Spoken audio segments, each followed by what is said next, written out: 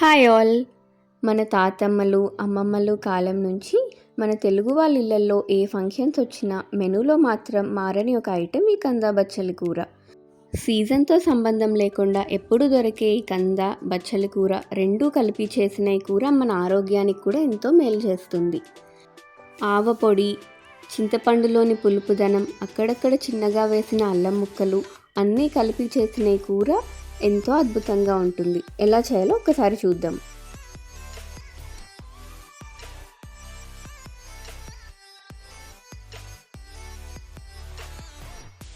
ముందుగా కందని చిన్న చిన్న ముక్కలుగా కట్ చేసుకుని కొంచెం నూనె వేసుకుని ఉడికించుకోవాలి. ఫ్రెష్గా తీసుకున్న బచ్చల కూరని చిన్న ముక్కలుగా కట్ చేసుకుని ఉడికించుకుని పక్కన పెట్టుకోవాలి.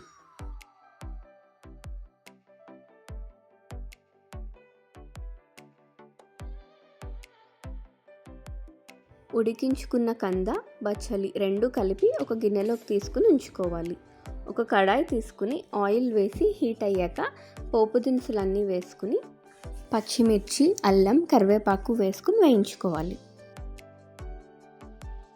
తరువాత మనం ఉడికించి పెట్టుకున్న ఈ కంద బచ్చలి రెండు వేసి ఒకసారి బాగా కలుపుకోవాలి. అంతా బాగా కలిసిన తరువాత చింతపండు రసం వేసుకోవాలి. ఇప్పుడు ఇందులోనే పసుపు, ఉప్పు కూడా వేసుకుని బాగా కలుపుకోవాలి. కూర అంతా బాగా దగ్గర పడే వరకు కలుపుకుని స్టవ్ ఆఫ్ చేసి 1 మినిట్ తరువాత ఆవపొడి వేసుకుని ఒకసారి కలుపుకోవాలి. అంతే, కంద బచ్చలి కూర ready. Thank you for watching.